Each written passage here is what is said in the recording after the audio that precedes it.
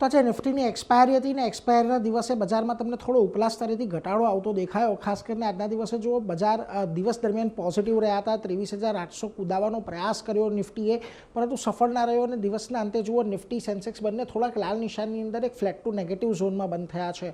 Bank નિફ્ટીમાં પણ આજે સવારે પ્રયત્ન થયો ગઈકાલની તેજીને પાર કરવાનો, પરંતુ ત્યાં પણ સફળતા ન મળી અને દિવસને અંતે 5%ના ઘટાડા સાથે 23,400ની પાસે આપણને ક્લોઝિંગ આવતું જોવા મળ્યું છે. પરંતુ મિડકેપ અને સ્મોલ કેપ આ બંને જગ્યાએ આજે સારી તેજી રહી હતી. મિડકેપમાં ઓલમોસ્ટ 1% અને સ્મોલ કેપમાં ઓલમોસ્ટ 1.25% ઘટાડો જુઓ આજે આપણને આવતો જોવા મળ્યો. હવે આજના દિવસમાં બજારમાં જે તેજી સવારના પોર્શનમાં આપણને જોવા મળી હતી કે જે આજે ઘટાડો પણ થોડોક મર્યાદિત રહ્યો, એનું એક બહુ મોટું કારણ નિફ્ટી આઈટી હતું. જો 3.25%નો ઉછાળો ત્યાં આવ્યો. આ ઉપરાંત capital market, realty, PSU bank જેવા કાઉન્ટરમાં પણ આજે તમને સારી એવી તેજી સાથેનું કામકાજ જોવા મળ્યું.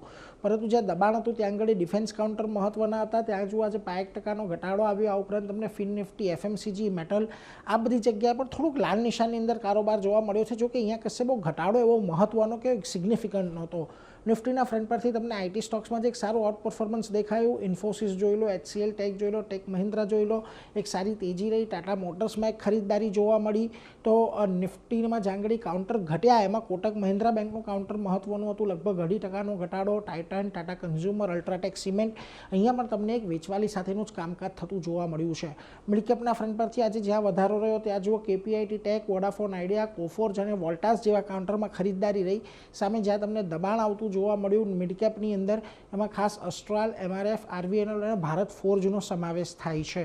વેલ, હવે હજી પણ આપણે જુઓ 23,800ને પાર નથી કરી શક્યા આજના દિવસે. ગઈકાલે એક સારી પ્રોફિટ બુકિંગ આપણને સારી રિકવરી આવતી જોવા મળી હતી, છતાં પણ આજે આપણે પાર નથી કરી શક્યા. એટલે જ્યાં સુધી 23,800 પાર નથી થતું ત્યાં સુધી નિફ્ટીનું ઉપર જવું કે ઉપર 24,000ની ઉપર જવું થોડું અઘરું છે.